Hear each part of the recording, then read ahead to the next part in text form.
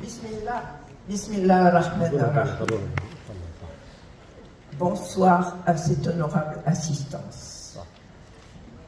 Je suis très heureuse de me retrouver parmi vous. Et surtout pour notre candidat, Si Abdelmajid Tebboune. Vous me pardonnerez parce que je suis un peu fatiguée, mais j'ai tenu à venir pour cela.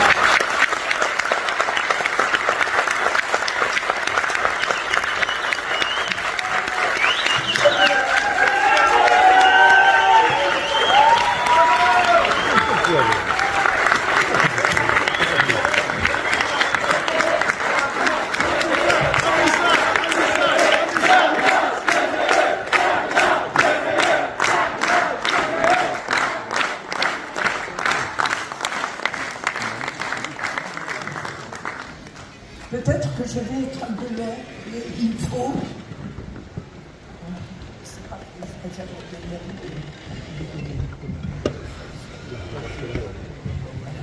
Je pense que ça peut aller.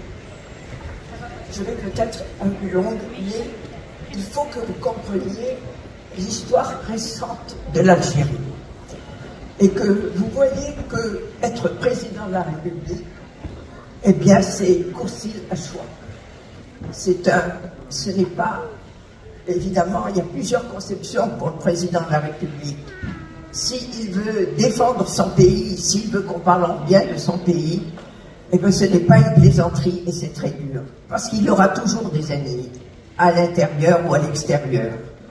Le problème, c'est de les vaincre, de les battre. Donc, il ne faut pas s'imaginer que c'est un panier de roses. Ça n'est pas du tout. Et si on veut parler brièvement des catégories de présidents, parce qu'il y a des catégories de présidents, il y a ceux qui se dévouent entièrement pour leur pays et qui sont toujours soucieux d'améliorer, qu'on parle bien de leur pays. Je citerai en exemple, par exemple, pour ici, le général de Gaulle. Bien entendu, c'est Boumedienne. Et puis il y en a d'autres qui voient la présidence comme une série de plaisirs où on peut tous offrir, où on peut tous payer. Bon, quelle était la situation d'abord de l'Algérie en 1962? Eh bien, l'Algérie est un pays avec un peuple analphabète à 91%. 91%. Les enfants n'allaient pas à l'école et tout ça. Et aussi, elle se retrouve fortement endettée par les accords d'Évian. Parce que, bien entendu, les Français, avec toutes leurs capacités, avaient mis les meilleurs cadres pour discuter de ces accords. Et nous, les nôtres, n'arrivaient pas à cette hauteur. Malheureusement, les Français ont demandé tout le règlement des dettes qu'ils avaient faites pendant la colonisation, des dépenses qu'ils avaient faites pendant la colonisation. Mais ces dépenses, c'était surtout pour les pieds noirs, c'était surtout pour la colonie européenne. Les Algériens, malheureusement, n'en profitaient pas. En dépit de cela, l'Algérie se retrouve fortement endettée vis-à-vis de la France. En 65, quand le président Boumedienne prend le pouvoir, parce que malheureusement, Ben Bella s'était attribué les postes de ministre des Finances, ministre de l'Information, secrétaire du parti, enfin tout ça, et pour nationaliser, les nationalisations, c'était nationaliser les restaurants, les salons de coiffure, enfin ce qui ne repartait pas d'argent à l'Algérie. Et donc voilà la situation dans laquelle se trouve le président Boumedienne au moment de la prise du pouvoir.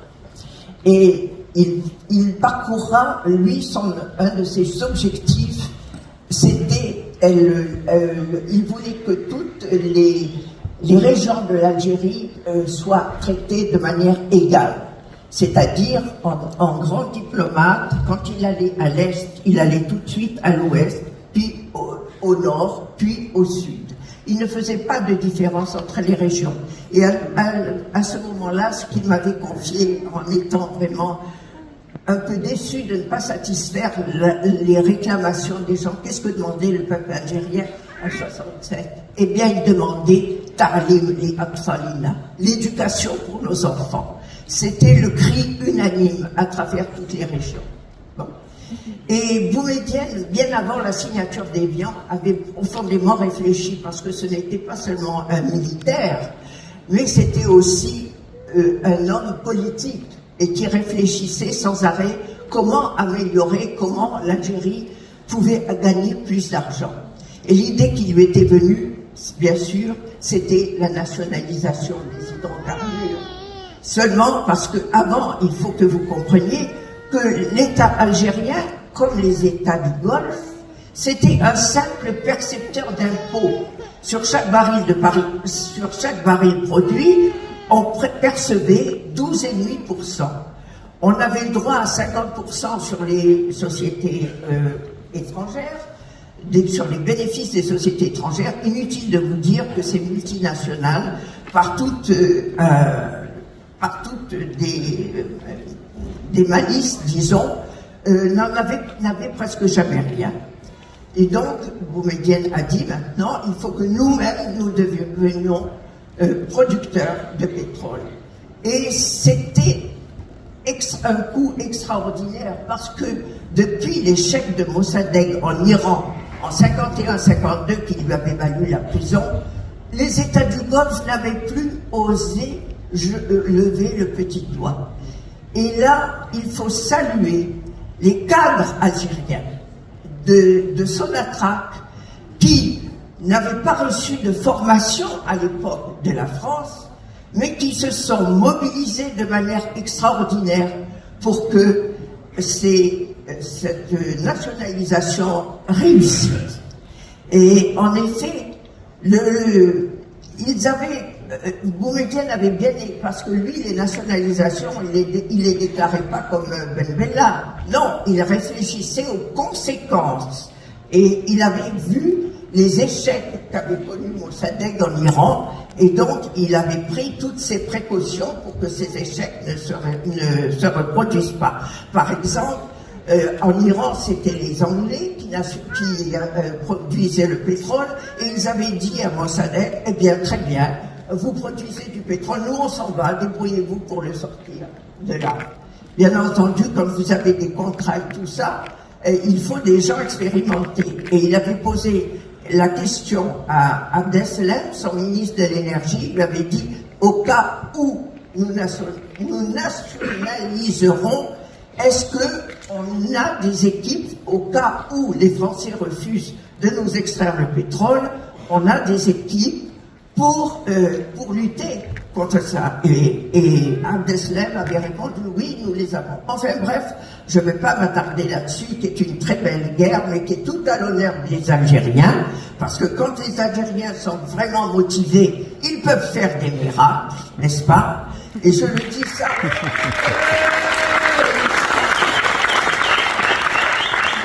Et je dis ça en particulier pour la jeunesse, qu'il ne faut jamais se désespérer, qu'il faut savoir foncer et résister. Eh bien, il faut dire que les frères arabes avaient très peur et se regardaient cette Algérie qui allait peut-être se casser la figure.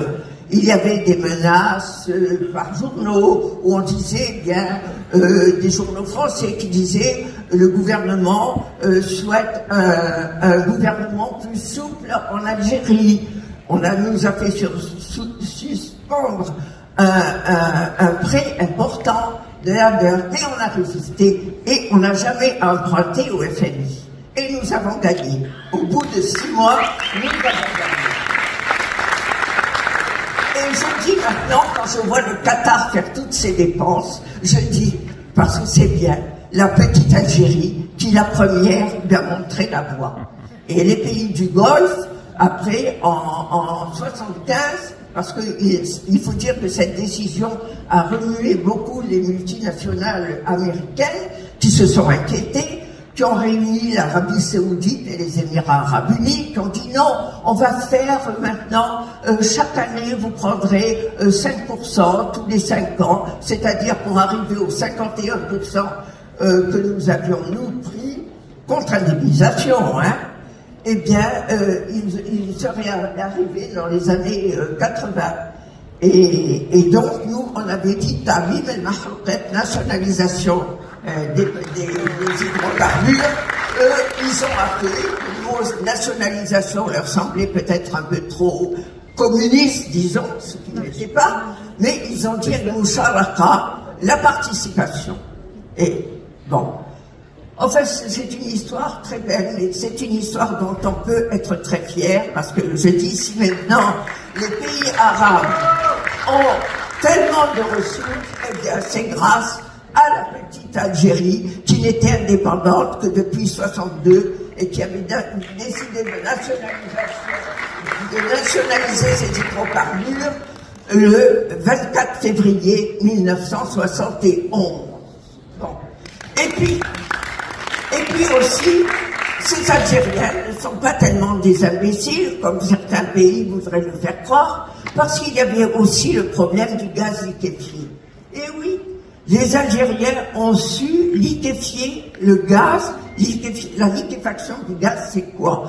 C'est transformer le gaz en liquide à moins 160 degrés pour l'exporter à grande distance. Et ce gaz ne nous appartenait pas depuis les accords d'Évian. Il ne nous a appartenu qu'après 1975, quand il y a eu un nouvel accord avec les Français. À ce moment-là, les Américains sont venus et nous ont dit, je dois dire honnêtement, que la première expérience de gaz liquéfié avait eu lieu en 1960 entre les Français et les Anglais. Et c'est ce qu'avait donné à Arzow, l'usine d'Arzow de 1,5 milliard de mètres cubes de gaz, inaugurée en 64. Depuis, il n'y avait plus rien. Les Américains viennent et nous disent, nous voulons vous acheter 10 milliards et demi de mètres cubes de gaz, c'est-à-dire le plus gros contrat au monde. Bon, on ne fait pas des usines de liquéfaction de gaz à l'avance. On demande des prêts pour la construire. Et nous, comme on était malins, on avait conclu avec ces Américains, on avait dit oui, vous nous faites des prêts, mais il faut que nous soyons d'accord sur le montant des intérêts à payer. Sans ça, on refuse. Bon. Et si bien que Boumedienne a inauguré la première usine de gaz liquéfié au monde de 10 milliards et demi de mètres cubes de gaz le 24 février 1978. Bon. Et je peux dire que par la suite, nous avions vendu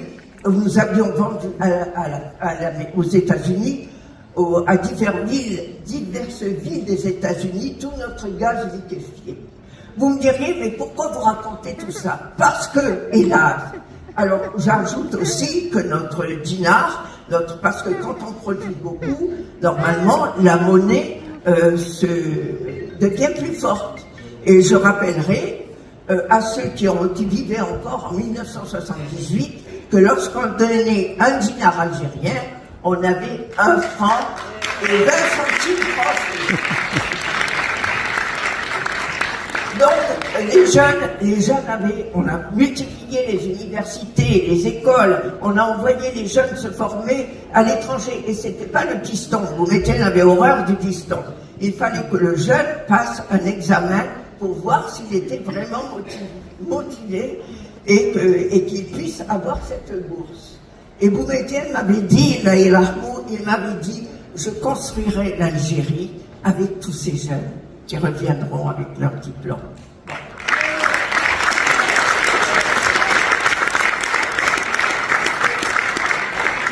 Alors, il y avait aussi, je suis long, il faut que les gens comprennent. Hein? Moi, je passe.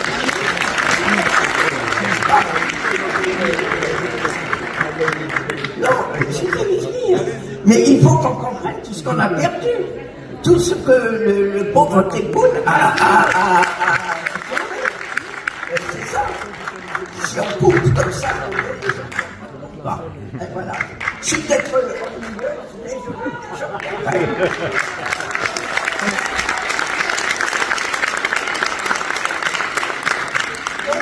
l'Algérie aussi, c'était le président des non-alignés, et j'invite les gens à lire le discours.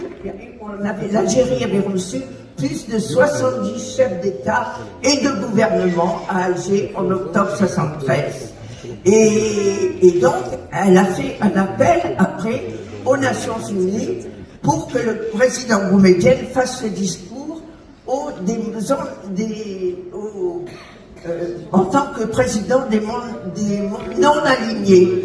Et il a cité justement les pays africains, où maintenant ce pays a quelques échos, ce discours a quelques échos, de prendre en main leurs propres richesses et de les exploiter eux-mêmes. Bon. Et donc, bon, en fait, tout ça, la situation de l'Algérie était très bonne en 1978.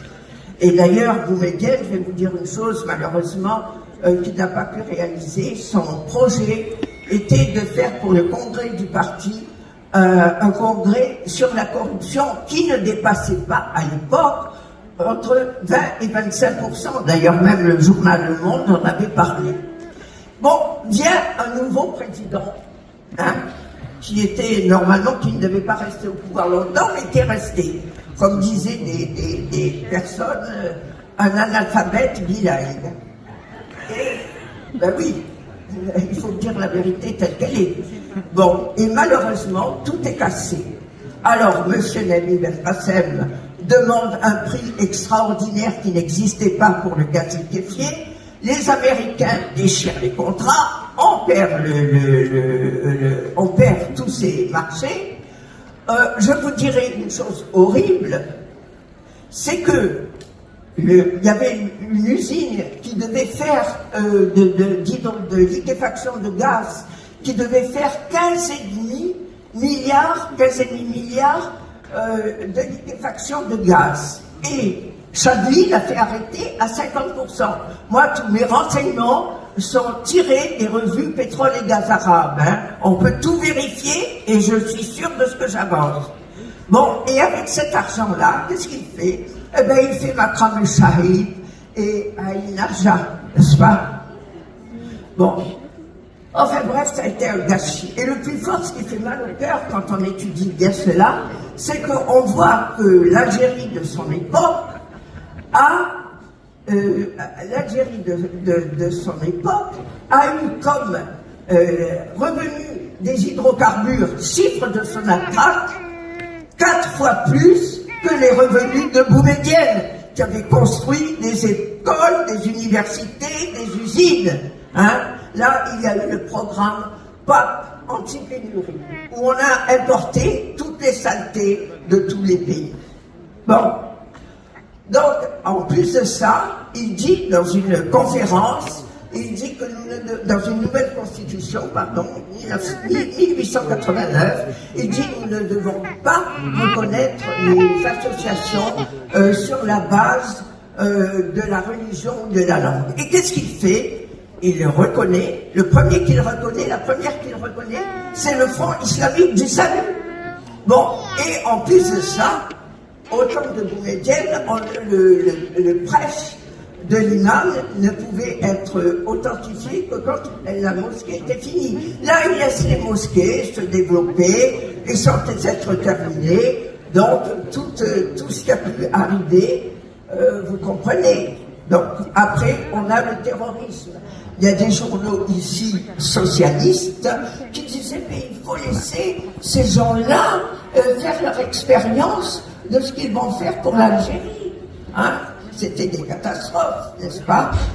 Et malheureusement, à ce moment-là, ça a été le terrorisme. Et alors là, j'ai vécu toute cette période, n'est-ce pas? J'étais à Alger, j'ai vécu toute cette période. C'était horrible. c'était horrible parce que les cadres, ces cadres qu'on avait mis tant de peine à former et tout, étaient assassinés froidement. Froidement, c'était horrible. 200 000 morts. Le peuple algérien a perdu. 200 000 morts. Bien que des gens maintenant veulent diminuer le nombre. Bon. Donc, c'est cette situation-là que connaît l'Algérie.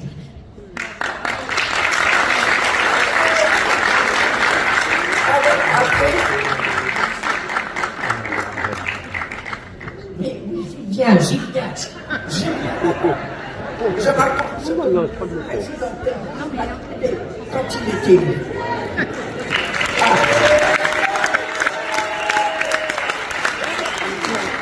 Donc, le président, alors oui, je n'excuserai pas Bouteflika, parce que Bouteflika aussi, ça a été une catastrophe. C'était lui la corruption, Madame Untel, Monsieur Untel, on le fait taire, n'est-ce pas? Et il était influencé par les pays du Golfe, ce qu'il avait vu au Golfe. En 2013, il tombe malade. Il ne peut pas faire un discours à son peuple. Hein? Alors que ce qu'on appelle chez nous le balara, la rhétorique est très importante pour faire comprendre ce que le président peut faire. Bon, eh bien, malheureusement, moi, ce que je reproche au PRA, c'est de ne pas avoir commencé en 2013. C'est en 2013 qu'il fallait commencer. C'est pas après. Bon, enfin, heureusement, grâce à notre armée, et on peut féliciter cette armée, même si on nous dit que c'est la République. Non, vive l'armée algérienne.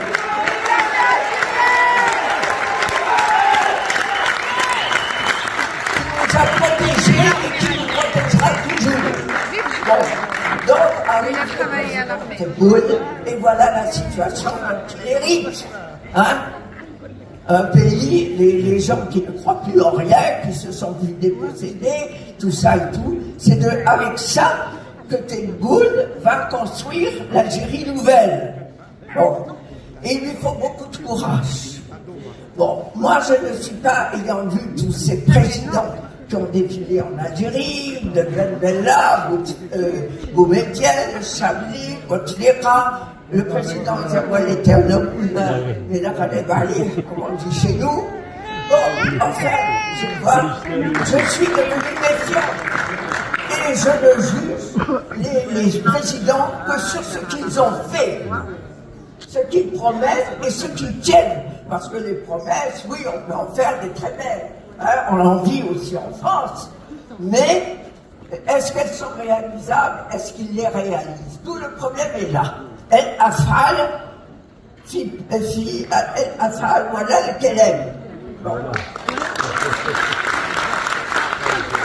Donc, je constate en effet que Tebboune a nettement, malgré tout, et il ne faut pas se leurrer, en Algérie, il y a toujours des gens qui sont contre lui, contre la réussite de l'Algérie, et qui veulent placer leur pion. Ce sont aussi bien les Algériens que les Français. Mais Tebboune a compris la politique de Boumedienne, et lui-même a le désir sincère de l'honneur de l'Algérie et tout ça. Donc, je rentre à Alger, je vois une ville qui est resplendissante, plus propre que Paris, n'est-ce pas?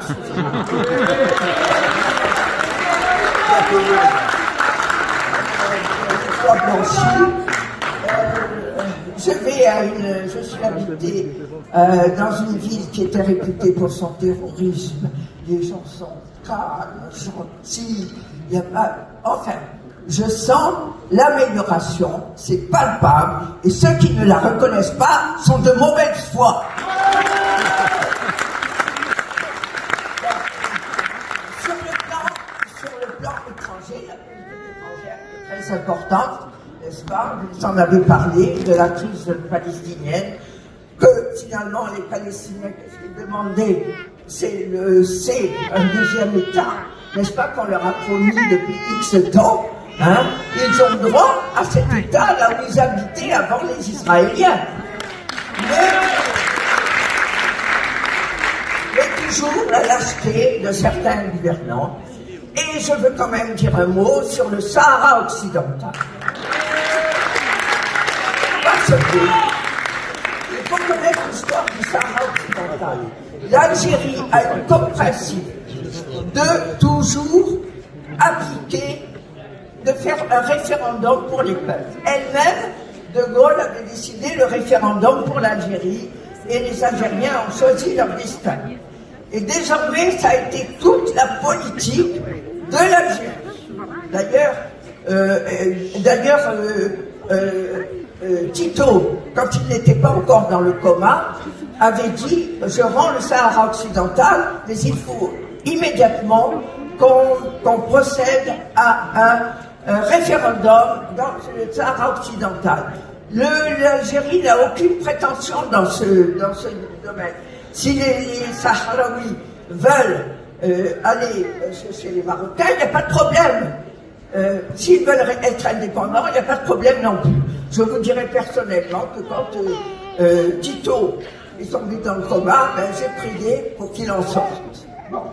Malheureusement, il y a eu l'accord entre les deux, la solidarité et donc ça a changé. Maintenant, je vous confie un secret. Il était question, à ce moment-là, vous voyez, la politique de Boumedienne, quand Hassan II dit « Oui, je devais me rencontrer avec Boumedienne. » Et vous savez, on peut être amis, mais en réalité, en politique, c'est un échange de force. Vous avez les atouts, vous ne les avez pas. Nous, vis-à-vis du Maroc, on disait, très bien, si vous voulez, ce que l'on veut, c'est, vous voulez le gazoduc qui passe par chez vous. D'accord, mais là, il faut appliquer le référendum, ce qui a été reconnu par l'ONU. Bon, et Hassan II, et sans ça, nous, on fera le gazoduc directement, Mostaganem,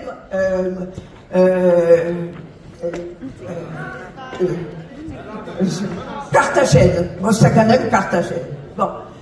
Et donc, Hassan II aurait cédé. Malheureusement, vient un nouveau ministre des hydrocarbures qui était un âne et qui donne à Hassan II ce gazoduc sans rien demander. L'autre, tout de suite, en 81, va construire les murs où il emprisonne derrière ces murs 70% du territoire sahraoui. Bon, donc toujours la politique de l'Algérie a été de respecter les décisions de l'ONU. Quand on l'insulte, pardon, oui, mais quand on l'insulte, madame, moi je dis la vérité, je veux que les gens comprennent exactement les problèmes.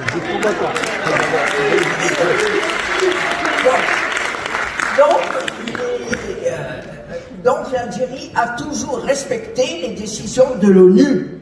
Bon, malheureusement, je rappellerai aussi que Tebboune avait fait allusion, parler à la colonie, ici, des Algériens, la présence des Algériens en France, la double nationalité, et il souhaiterait, et il a raison, que les jeunes Français originaires d'Algérie et les Algériens viennent travailler en Algérie et proposent des beaux projets. On n'est jamais contre cela. Je dirais que Giscard d'Estaing, lors de sa visite en Algérie, sa première visite, le président Boumedienne était d'accord absolument pour faire des affaires avec la France.